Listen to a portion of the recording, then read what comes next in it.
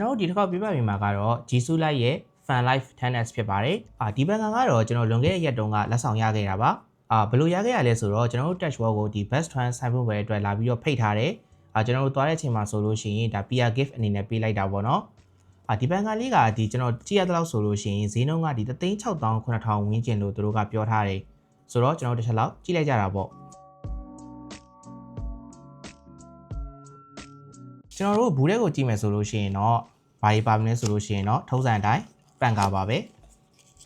နောက်ထပ်သူကဒီ accessory နှစ်ခုတော့ဆက်ပြီးတော့ပါတယ်ပေါ့နော်ဘယ်လို accessory တွေပါလဲဆိုတော့ကျွန်တော်တို့ဒီမှာအသွင်ကြိုးပါမယ်ကျွန်တော်ဒီ land jet ဆိုတာပါတယ်ပေါ့နော်သူကတော့ဒီလက်ထဲမှာကင်လို့ရတဲ့ကြိုးပေါ့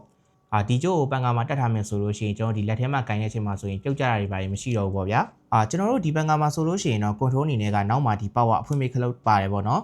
အရှိမဆိုလို့ရှိရင်ကဒီပန်ကာကိုထိန်းချုပ်တဲ့ control ခလုတ်ထပ်ပြီးတော့ပါသေးတယ်ကျွန်တော်တို့ဒီခလုတ်ကိုတစ်ချက်နှိပ်လိုက်မယ်ဆိုလို့ရှိရင်တော့ပန်ကာစပြီးတော့ပွင့်သွားပြီဒီပန်ကာကဒီအရှိန်အားအနေနဲ့ဆိုလို့ရှိရင်တော့ကျွန်တော်တို့ဒီ9ဆင့်ပါတယ်ပေါ့နော်ဒီပန်ကာရဲ့ဒီအတန်ကလည်းတော်တော်လေးငြိမ်တာကိုတွေ့ရတယ်ကျွန်တော်တို့ဒီပိုပြီးဈေးကြီးတဲ့ဒီ jet engine လို့အတန်မျိုးကြားတဲ့ပန်ကာကြီးလို့မဟုတ်ဘူးဗျာဒါကဒီနည်းနည်းတက်မှန်ပန်ကာဘက်ကိုနည်းနည်းလေးသွားတယ်ပေါ့နော်နောက်ပြီးတော့ဒီရှေ့မှာဆိုလို့ရှိရင် display ကဒီ battery life ကိုလည်းပြပေးတယ်ဒီ display ထည့်ထားတဲ့ပုံစံလေးကတော့တော်တော်လေးကိုသေးသက်တယ်ဗျာဘာလို့ပါမှန်းတော့မသိရဘူးသူ့မှာပါတဲ့ battery ကဒီ 9000 mAh ဝန်းကျင်လို့ပြောတယ်ဆိုတော့အားကလည်းသူဘူးထဲမှာရေးထားတဲ့ပုံရဆိုလို့ရှိရင်ဗျာ24နာရီဝန်းကျင်လောက်ဆိုတော့တရက်လောက်တော့ခံမယ်လို့ပြောတယ်ကျွန်တော်ကတော့မစမ်းကြည့်ရသေးဘူးပေါ့နော်ကဲဆိုတော့ဒီဘန်ကအကြောင်းကတော့ဒီလောက်ပါပဲ